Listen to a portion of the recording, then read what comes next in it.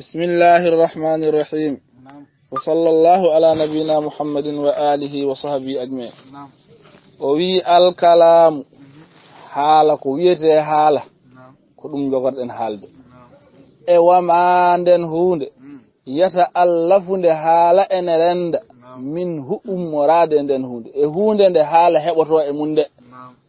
hoko rendata waɗe haala ɗum mi haalando holko woni haala e holko rendata waɗe haala e lasli ko holko rendata waɗete haala tagal ɗum haala haale wi ala mi wiyata kalamu tan ɗum mi jumla ɗum mi wiya kalamu yo wayni tagal ɗum mi ruttito hen al kalamu haala wama yata'allafu e nden hunde de nde ganda haala ene renda min hu iwde nden family yo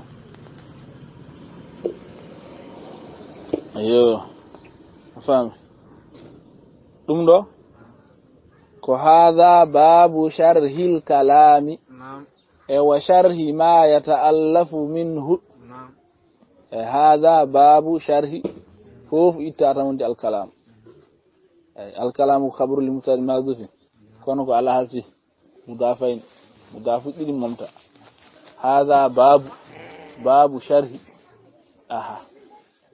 باب إتا شرح درتي دون وانت هذا شرح الكلام شرح إتا الكلام دردون وانت هذا الكلام هذا باب شرح الكلام دون الكلام وما يتألف منه بسم الله اجاوتو ترجمانتو وما تألف منه ياودون ايان شرم وما تألف منه كو وندون ايان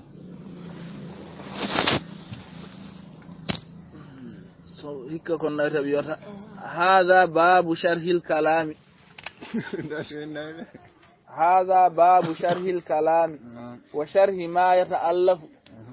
أي يتركب منه ndo de ko damal sharhinede haala e sharhinde ko haala ne renda minhu e mun o wi ay ko min majmu'ihi ko majmu'u mun wana jami' mun so wi mo sharhina ko haala renda mun go ay ko min majmu'ihi gedde ganda tan dendoje gon haala kono wana kanje fo ma de garda nde wona haala dum en jofinoma to kafrawi ومجموع اسم جديد غن حال هل فيل تواك فيل اسم غن حال هل حرف تواك حرف غدو غن حال شرح مجموع وما وما تألف منه واقعة موف على الكلمات الثلاث كونغو تسديفو ناسيها دينغوني هولن التي هي الاسم والفعل والحرف وذكر الضمير وورجن ضمير ووي وما تألف منه يعني منها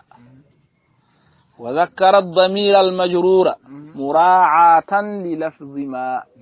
لفظ ما أو تسكي لفظ أو مذكر وداك تاو تانيس وداك قدوم تاو لفظ أو مذكر يعني سلا فامي للضمير سوار لمكم براد مذكر دم تنون حالا وذكر الضمير المجرور مراعاة للفظ ما بسم الله ندون الكلام ما تألف منه كلامنا لفظ مفيد كاستقم واسم وفعل ثم حرف الكلم كلامنا لفظ مفيد كاستقم واسم وفعل ثم حرف الكلم واحده كلمة والقول عم وكلمة بها كلام قد يؤم واحده كلمة والقول عم وكلمة بها كلام قد يؤم بالجر والتنوين والنداء وال ومسند للاسم تمييز حصل وي كلامنا حال من أنن المبهلم فقه نحو كلامنا حال من أنن المبه نحو حال من أنن دنتال نحو ينكوب حلكم بيتن حال وي لفظ يوون لفظ مفيد لفظ وقت تو منفت دون وني الجملة المفيدة انغارتي لفظ مفيد او نون توكد واي كاستقيم نو استقيم وayni ay murakkabun o taw bil wadi o din o yondinori misal o wi tawkadi way kon istaqim wayni o haali hen didi keddi di keje der misal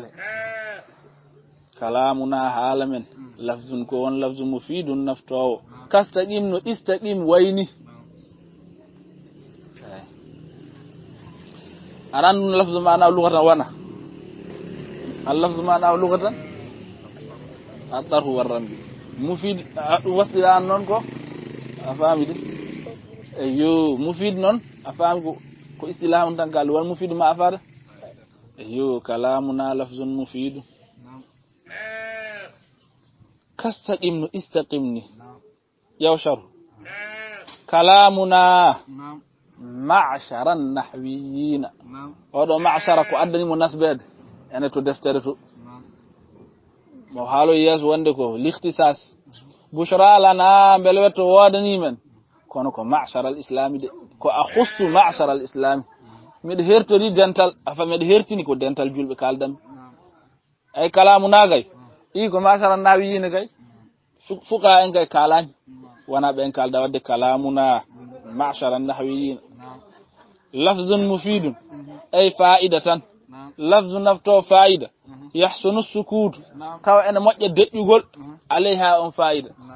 كاستقيم استقيمني فإنه استقيم كاستقيم كقولك استقيم استقيم في لولو فاعلك مستوجبا تقديره ودو المركب كاستقيم فإنه مركب من فعل الأمر والفاعل المستتر ولم يذكر الوضع العربية كان قدو يعني بالوضع هاي مركب كوهالا وحالان دو وي والقصد فاندار مكو اكتفاء كو هني تراتا بالمثال مثال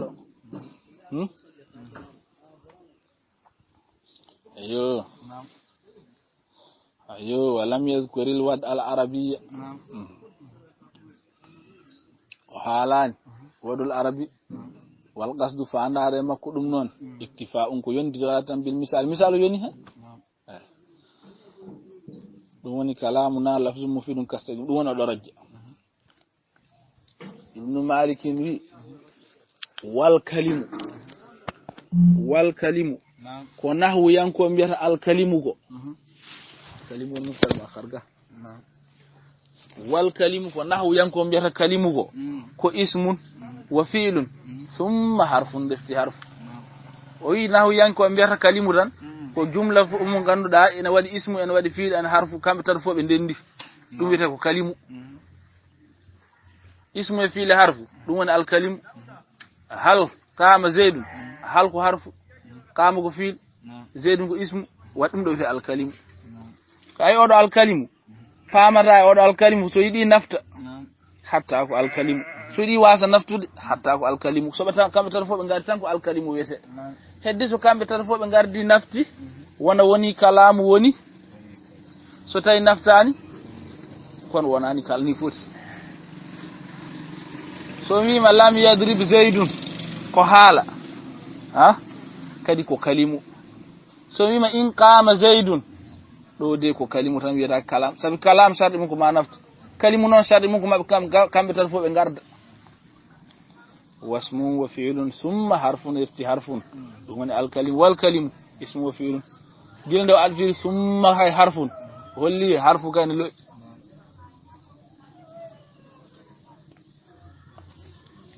واسم كو خبر مقدم والكلم كو مبتدا مؤخر يعني ان الكلمه وند ويت كلم يركب فوندت من ثلاث كلمات ko kongudi tari fasaidan fayasu taw ismun yan fil nan harfun hen e min majmu'i ma dhukira aha rentinde afami ko jangta ko kono wala yustaradu fihi al ifadatu sharti yo naftu ala hen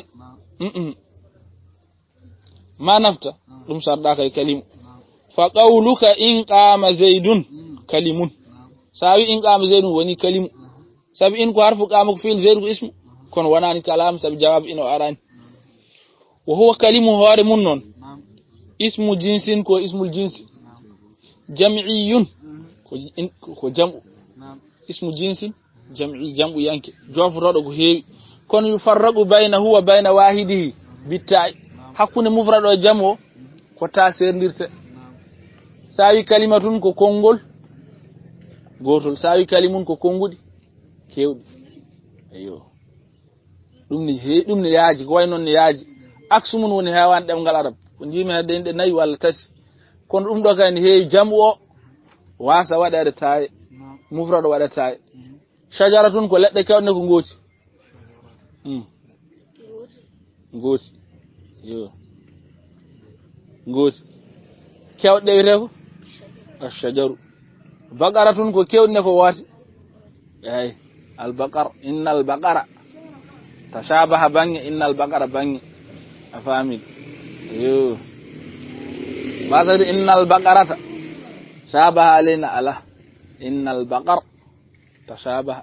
al baqaru ko nay kewdi woti ngewi baqaratu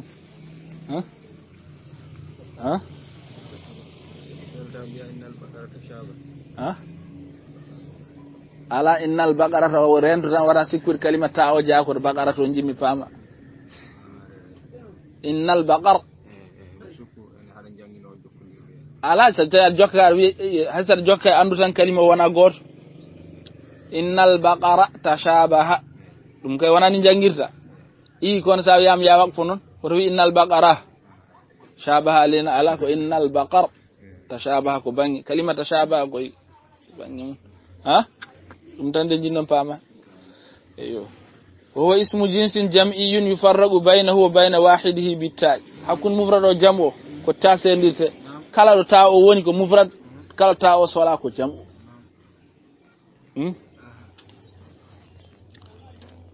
wasmu wa fi'lun summa marfu wa na'un al-kalim bismillah wahiduhu goto e mabbe tan non yelde goto e mabbe kalimatun weta kalimatu so neddo haali haltan deji hollo haal o nahw yanki werdum o wiran ko kalimatun wahidatun ta so wi qamatan o deji film ala fa'il qamatan o deji ko kalimatun tan wete so wi zaidun tan o deji ko kalimatun wete wahiduhu goto e mabbe tan so halam kalimatun wete ko kalimatu ay jonjon halim ko wede kalam o halim ko wede kalimu o halim ko wede kalimatu wahiduhu kalimatun sanfa o wiso dum benni wal qawl qawlu non amma won fambe amma o ko hamza momta hen dum kam buri welde firo wal qawlu kongol ko wete qawlu ko ammu taw ko ammu wonno o itta hamza wi am wal qawlu kongol de ammu buri huftinde o wi so nahwu yanke wi ma qawlu buri yaajirede sabi sai qama zaidun ko kalam wala wana kalam dum ne wi qawlu sawi in qama zaidun ko woni ko kalimu dum kan ne wi qawlu sawi lam yadrib zaidun ko kalam ko kalimu dum kan ne wi qawlu sawi gulamu zaidin dum kadi ko qawlu te wanano kalam wanani kalimu dum don deke qawlu ammu qawlu buri yaajirede wana wahiduhu kalimatun kono wal qawlu ammu sa hoddir hamza walla mi wal qawlu amma huftidini al kalama wal kalima wal kalimata foni wi qawlu ben donon be tongata sare be umuma mutlaqan huftidingol bellitengol yani be do foni wi qawlu kono wonko wotton ni wi qawlu taw jaaka be do dum non ko sa hoddiri ko amma tan wonno kon sa wi ammu kay buri huftidinde hollama gulamu zaidin heji hen te wonana ay goto be nubbe wal qawlu amma wahiduhu kalimatun wal qawlu amma halaka digasidon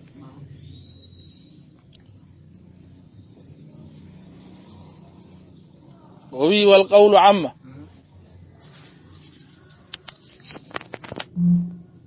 wahiduhu kalimatun wa hiya kalimatu qawlun mufradun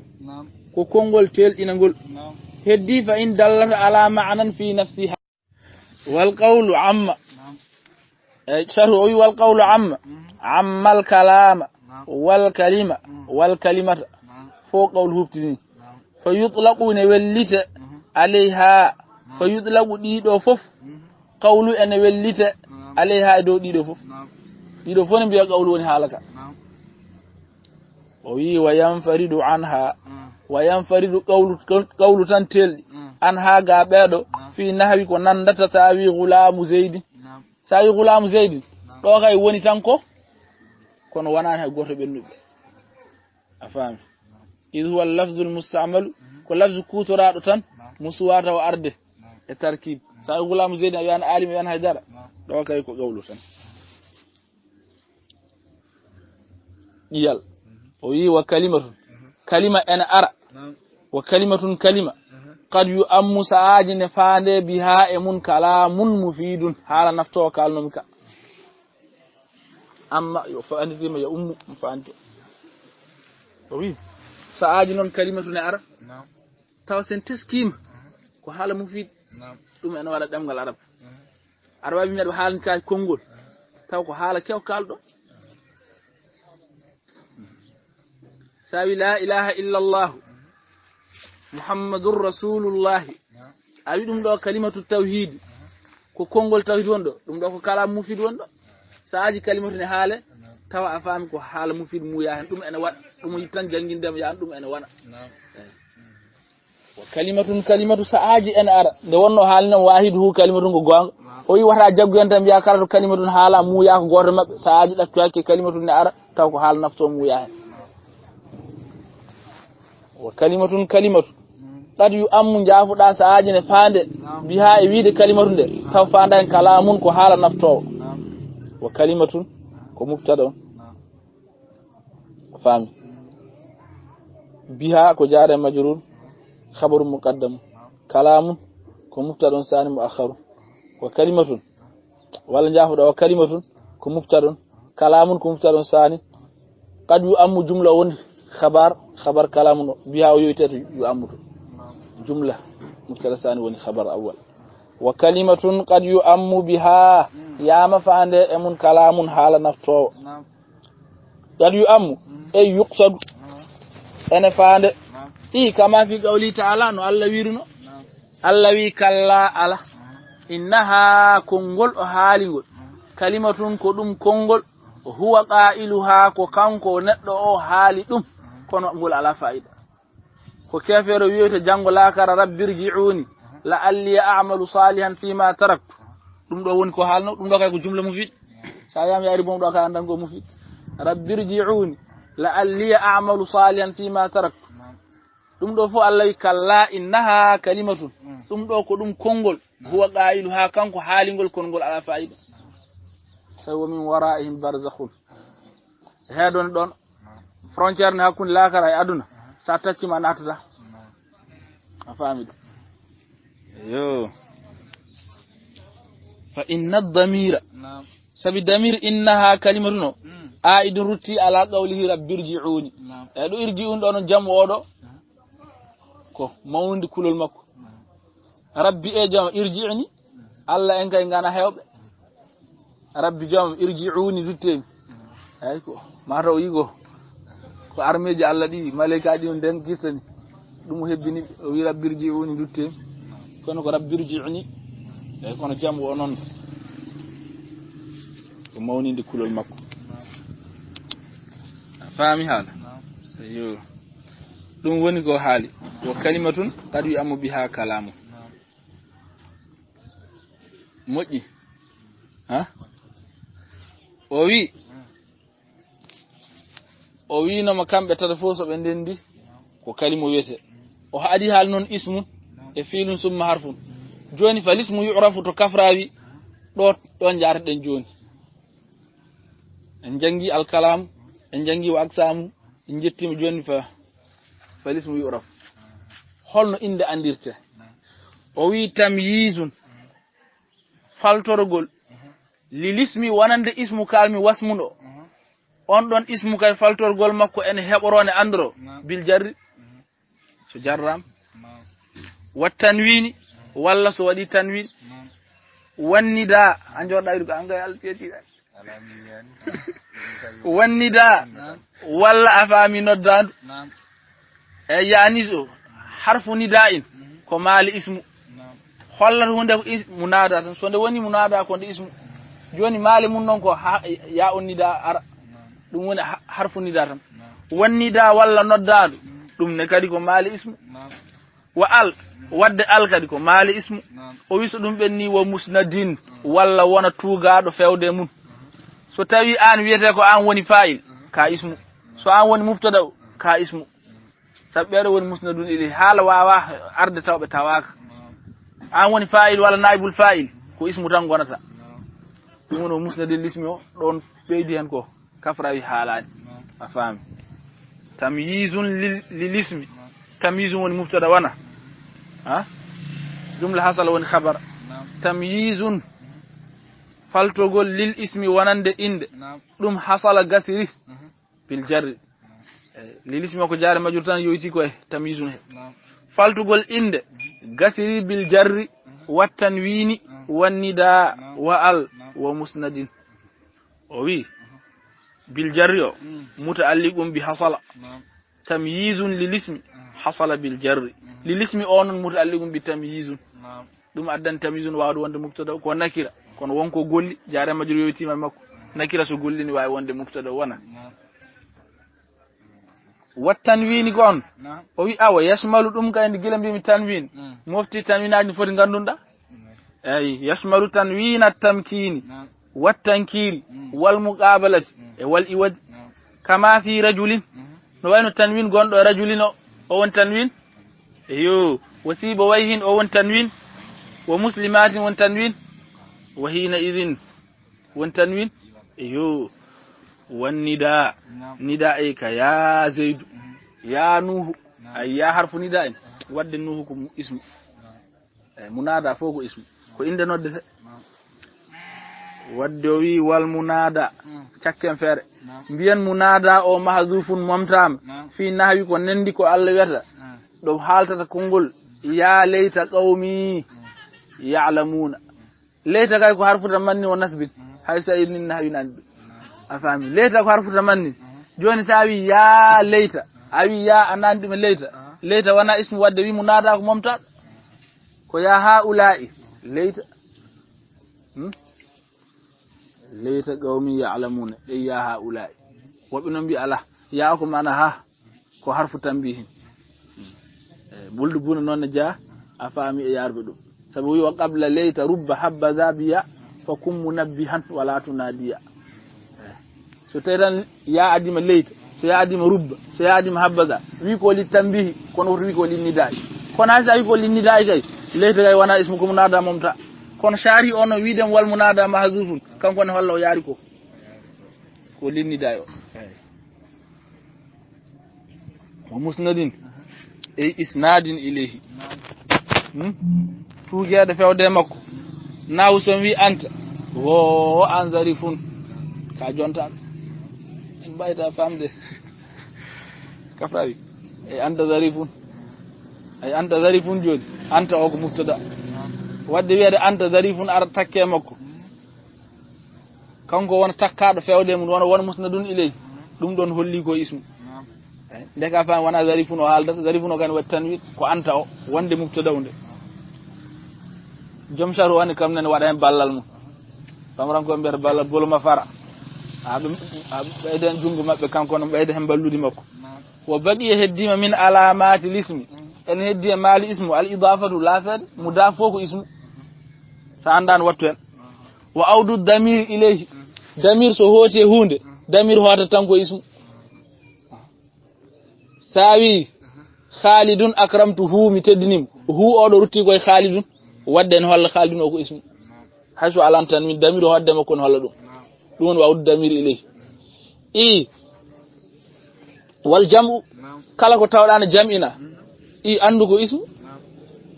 rijalun bismillah ko ismu jam'inte أعوذ بالله من الشيطان الرجيم وصلى الله على نبينا محمد وآله وصحبه أجمعين بتا فعلت وأتت ويفعلي ونون أقبلن فعل ينجلي بتا فعلت وأتت ويفعلي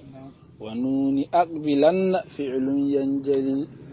سواهما الحرف كهل وفي ولم فعل مضارع يلي لم كيشم سواهما الحرف كهل وفي ولم فعل مضارع يلي لم كيشم وماضي الأفعال بالتامذ وسم بالنون فعل الأمر إن أمر فهم وماضي الأفعال بالتاميز وسم ساوي وسم بالنون فعل الأمر إن أمر فهم والأمر إن لم يكن للنون محل فيه هو اسم نحو صح وحيهل والأمر إن لم يكن للنون محل فيه هو اسم نحو صح وحيهل وي فعل كويته فيلكو فعل كفعل تنو وين يا يلكو يا أمجان فعل أفهمي ايوه نوني فعل نغا يا افعلي اوجيبي فعل وني مبتدا مؤخر وانا سبحان الله الاعراب جي مونغول فعل كمبتدا جمله ينجلي وني خبر بتاو وانا خبر مقدم ala bitaw ko jare majur mutalum bi yanjali tan no jogorden haldude fi'lun ko wiete fi'il ko mi wiani madi mi wiani mudari'un mi wiani kadi amr ala bim tan ko fi'il bolo yanjali ne huncoro bita'i fa'alta ta gondo e fa'alta dum en holla ko fi'il wondo wa atat e ta'u ta'nisi gondo do atat o en holla ko fi'il wondo wa ya'i ya gondo if ali o en holla ko fi'il wondo wa nuni e nun gondo e akbilan won nun tawkido en holla ko fi'il wondo gollo jimol adda marta ko fi'il taw ko angoro wadan detay taw ko fi'il tan ko haali ko wonko hertori madi wonko woni mudari wonko woni amru kon jono sandan yan tan fi'il ne andoro dum do mais fi'il holko woni dum ha yeso fi'ilun fi'il yanjali ne huncoro bita'i fa'alta firtan ko ta'ul fa'il fa'alta wadi ano an gorko kaldetedo so tay ko debbo fa'alti so an woni kalo so mutakallimu e mutakallimatu fo biya fa'altu kala golludo gollal wer ko fa'altu mi golli sada halda gorko fa'alta sada halda dem biya fa'alti wa atat ta'utani sakina ayo mi ya sharwana walla beyda o wi bita'i ko jare majrur tan mutaalliqum bi yanjali o yowiti ko yanjali alwaqi'i mo ganda kanum yani khabaran ni woni khabr an fi'lun elle bita'i ko jare majrur tan ta'i o mudaf non fa'alta bi itibari lafzi fa'alta o fon mudafun ilayh mabni al farfi mal jari wa atata wa adfa kanum e fa'alta kono ko hoddirade mudaf ko bita'i fa'alta wa ta'i atat ha wa ya'i fa'ali wana yo mutaalliqun bi yanjali alwaqi khabaran an fi'lin wal muradu biha muya e do tan ko ta'ul fa'il wala ta naibul fa'il wala ta ismu kana sai kuntu ta fa'il wala ta naibul fa'il sai ukrimtu ta ismu kana sai kuntu wala tan on ta muya deke ta'ul fa'il wal murad bihi tan ko man usnida ilayhi fi'lun mo fi'il tuga mun ala jihatil qiyam bihi to bangi fi'il o nyibi ko e makko ko kanko golli gollangal sai qumtu qiyam o afamide bimi nyibi ko e fa'il o wadi awil wuqu'i minhu walla jihatil wuqu'i minhu walla ko bangi fa'il o yani ko e makko sai mata zaidun joni zaidu mai wala kanko wala golli fi'il o kon fi'il o yani e makko woni wal muradu bihi tan ko man usnida ilay fi'lun como fi'l tuga mun taw ala jihatil qiyam bihi to bangi afam fi'lo nyibe makko awil wuqu'i wal fi'lo yani minhu e makko subutan non foti fi'lo ko musbatu aw nafiyan walla ko diwa o ya sai ma zahabtu mi wadani o rita da wadani ga wana fa'il ala tuwo fa'il tabi foti ko subutu wal naf fatadkhulu nati do ena nardo jon taw nahu mittu joni hunde maadi libete neddo ko neddo montako wa mar awaitu mi aynitaaki walla ma fa'altu ma zahabtu mi aynitaaki do jon ko nafi ko nata wi'el fa'il wal muradu bi ta'i atat ha ko ta'u ta'nisi do ta'u diwa don wal muradu bi ta'i atat ko ta'u ta'nisi as-sakinatu tuknud asalatan laslimu battu ya muhim wal muradu bi ta'i atat ta'u ta'nisi sakinatu asalatan mo ganda laslimu ne sukni on don on wawi kasrede pour liti ga sakinani وتكسر التاء بلا محالة في مثل قد أقبلت الغزالة يكون وتفتح في بعض الأحيان وين جانغو بالنقل جون قال تن وتضم وقال تخرج إن وسد الألف سكنا لا تلا وانضم قبل وسالف قال تخرج والمراد بياء افعلي مو يا افعلي كو ياء الفاعل يا فاعل دون مو يا افعلي قال نواري لاستي مكو وند فاعل ولا وانا اسم so tay filo ko nagis say kuni وتلحق فيل الامر وانا كو فيل الامر ناو اسماعيل وتلحق فيل الامر والمضارع فيل المضارع ناو افامده ايو تعلمين والمراد مو يا بنون اقبلن مو يا ان نون التوكيد ثقيله كانت او خفيفه نون التوكيد مو يا وبقي ان هدي من علامات الفيل يو حالاني كدي ان هدي هندي الجوازم جوازموجي غونات كو فيل والنواصب نواصبوجي غونات كو فيل ولو غونات كو فيل وقد غونات كو فيل والسين وسوف واحرف المضارعه بفوق فيل غونات حاله غسيدو جoni male ko no neddo yirar fil anda o wi so dum benni siwahuma al harfu woni harfu siwahuma ko wana be kalmbe ko wana afami ismu wana fil dum woni gasi o tatta al harfu woni harfu siwahuma ko wana be kalmbe ma si wal ismi wal fil wal harf o ino waro wi ka hal ko wayno halni hal joni ko harfun ko mukhtasun ko mushtarakun bayna al asma wal af'al wa fi ko wayno fi o ko harfun mukhtasun wa lam ko wayno lam o ko harfun mukhtasun wadde o hali harfu tan o feccori harfu wadde feccu filun al harfu siwahuma ko wana kambe dido ko wana afami de ismu wana fil woni harfu o wi siwahuma o ko khabaru muqaddam wal harfu o woni mubtada muakhkharun li annahu al muhaddasu anhu sabi kanko woni gondo haalado ko harfu jiddan haalde wadde kanko batta mubtada wa hadhihi al jumla ay jumla wiyada al harfu siwahuma tamhidun do ko daddugol li taqsimihi pour yidde feccoyde harfu ila salasati aqsamin fewde feccetati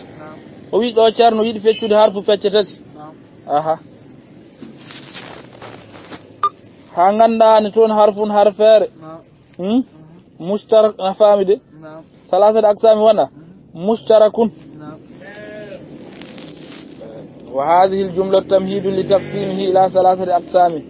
ismun faccar water nan ton mushtarakun ko renda bainal asma'i wal af'al ka hal ko wayno halni e mbino harfer mushtarak lasli makko nde gollata harfer mushtarak lasli mun gollata o jazmata to filuji o jarrata to ismuji dum won lasli makko saaji non mo golla to harfer mushtarak tigi kon hatta golla ko en la nafil jinsi en ay la ne wona fil ne wona ismu kon saaji wondo la golla dum ko khilaful asli ayo wa ismun faccar nan don mukhtassun bil asma'i hertori ko inde kafi harfu mukhtassun nan bidan mukhtassun bil asma'i ko ya'malu amalan khassan o golla kertide ismu no harfere jarrani o hertori ko ismu ko gollar ko kadi woni jarra ayo herti tan koy ko inde en ton harfun mo ganda ko mukhtassun bil asma'i ya'malu kon ko amalan ghayra khassin no inna akhawatuj mudum be kerri ko ismu kon ko be gollata ko wana ismu tan wona be nasban be dafat dum kay wana ismu tan en ton harfu mukhtasum bil asma'i la ya'malu onon li annahu sarakal juz'i on way kono yewu ko naati ko yoga ko naate mun ko dum wayata kono sin en sawfani sin sawf wona tan ko fil kono jazmata afami dido pecce tati harfu mukhtasum bil asma'i jogi kon din tati harfu mukhtasum bil asma'i fi af'ali jogi dum won wa ismu fecce nan to mukhtasum bil af'ali kalam ay mukhtasum bil af'ali ya'malu amalan khassan kalam نود مختص بالأفعال يعمل أمرا غير خاص والنواسب بوجني نود مختص بالأسماء لا يعمل دون سين صفون مكالن دو مختص بالأسماء لا يعمل دون كو وينو الان السنات عند الرجل ان فهم ايوه شدوم بني فعل مضارع تاودو فيتي حرف فيتن فوت فيتتاتي o wi wadde fi'lum mudari'un fi'lum mudari'un on de yali lam kanko woni jawa lam e don andi wona feccir fi'lu o wi malde wota ne ganda koy mudari tan wonata dum ko lam sai lam yazhab en wona kono lam zahaba ahlaba lam idhab lam yazhab lam afami yo woni fi'lum mudari kanko tan de woni yalimo en rewa lam o wi kaya sham kaya sham biya lam ya shamma shamima wonno biya shamma urnim biya lam ya shamma urnaki wala mo jazmi ala akhiri mana mi dura shigal mali biya harakati idgham fahmi fi'lum mudari'un ay shuru'un do onatan fi taqsimil fi'l wa dhikri halde alamati kulli qismin kala en feccero hala malimun ba'da dhikri alamati mujmalatan tagal hali male didi jumla kaya shamma ay ko khabarul li mahdhufin fil jarrataki ay wa dhalika dum don kaya shammu fataqul ya lam ya shamma mudari'u shamimta tiba min babi fariha wa taraka ibn malik woppi shadda mimihi siddude mimi yashammu o yili darurat o wi kaya sham o siddan fatte larjimo wa madiyal af'ali bitamiz wa sim binun fi'l al-amr in amrun fuli wa miz faltoro madiyal af'ali bennudo e fi'luji ay al af'al al madiya wonno naato wada mudaf man uto woni mudaf ngi wa miz faltoro madiyal af'ali bennudo e fi'luji faltoro bitta ta bennudo o bi naw'iha ay ta'ul fa'ili wana tango fi'il ta'u tan sakin gad wana tango fi'il gasi wadde wa miz faltoro madiyal af'ali bennudo e fi'lujo faltoro mo bitta wasim jalir fi'il al-amri fi'lu amrin jalir dum bin nuni jabde nuni tawkidi taw in amrun taw kadi dabbere fu himan faama hen taw yamirore kadi ne faama hen o fi'il amri mali mudun ko jaba afaami de nunu tawkidi taw kadi maana wad en hen idri banna eyo bismillah wa mis ay waaw ko listinaf mis ko fil amr madiya ko maf'ul yaw sharhu wa madiya o ko maf'ul mis wa huwa mis o amrun ko fil amrin mimma zahu o faltima dum yamizahu li yamiza Allahu al-khabith li yamiza maza yamizu afami maza hu yamizuhu ko bi maana mayyazahu wa bitta'i onon muta'alliqun bihi o yawiti ko e mize wa miz madiyal af'ali bitta wa miz bitta madiyal af'ali hitta il mutaqaddimati ko ta gardinodo bi naw'iha e kalteji makko di fo ta'ul fa'il yo ta'u tanis fof wona tan koy wona koy madi o wi wasim jelir wasim o ko fi'lu amrin ay ko allim علم جلير علم بشد اللام وبالنون او متعلق به وفعل الامر كمفعوله نونكو سا جانغري وسم بالنون فعل الامر ولا وسم بالنون فعل الامر den hanti halaka siyaq mun sanzima wonno ko amru ya hanno mise en watti mabni majhul wala ka darne amru hajun in amrun ay talabun ko so talabu faamam hen fala dawra wiyataake wadi dawr to salsul dawr woni haalde tan tawa dirtaani awino jeli fi amri nun biyan amru gar so amru gar fama men den ga jon kalda ko hala got ala wasim jalir bin nun fi al amri in amrun ko maana talabun ko fala dawra wiyataaki hala ka yiltima fi dum woni afami de dawrta salsul woni haalde hunde ganda ala do dartoto afami fi ja'alihi e wadde odo alamata fi al amri al istilahi afami pour ko wi amru fuim go wiyataake wadi dawru e wada dum ko malfiru istilahi o ala dum wadani dawru dum hadani halaka darade nokku goto tawtan wi wasim bin nun fil amri in amrun ko mana talabun yo wal amru wadde talabutan wori fil amrin de mira wal amru talabutan illam yakus lata naki lin nuni ne wodani nun mahallun falasihi on talab wasmun on ismul fi'li wete o wi se taytan ayi hunde jangina wat kono jabata non tawkid wimu ismu fi'li amri dum way tan gon ko sa ayi hunde en tinna fi'lu madin kon jabata ta'ul fa'il jabata ta'u tanis wi ismu fi'li sa yi hunde gade en jabani tinna mudari kon jabata lam biya ismu fi'li kasi اسم فعل أمر اسم فعل مضارع أفهم اسم فعل ماضي أفهم إذا أفهم والأمر أمر وين طلب إن لم يكن النون صلاة لكن نون محل بلاس فيه طلبه هو اسم أنكو اسم الفعل ويته نحو وين صح جوين يراك صحنا وحي حال وين حي حال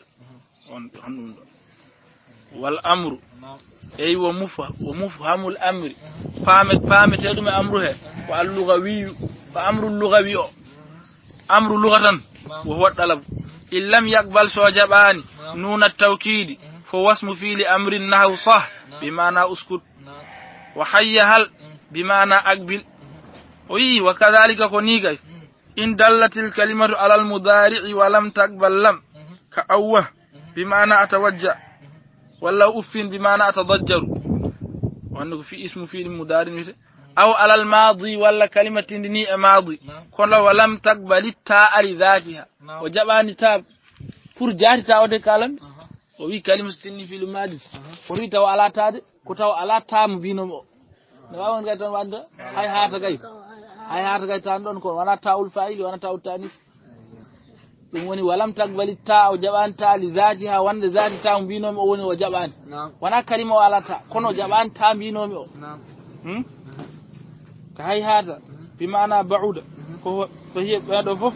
ismu fi'lin ko ismul fi'li bete ismu fi'li mudari ne wodi ismu fi'li amri ne wodi ismu fi'li ne wodi kono non ko buri hewde demgal arab non ko ismu fi'li madi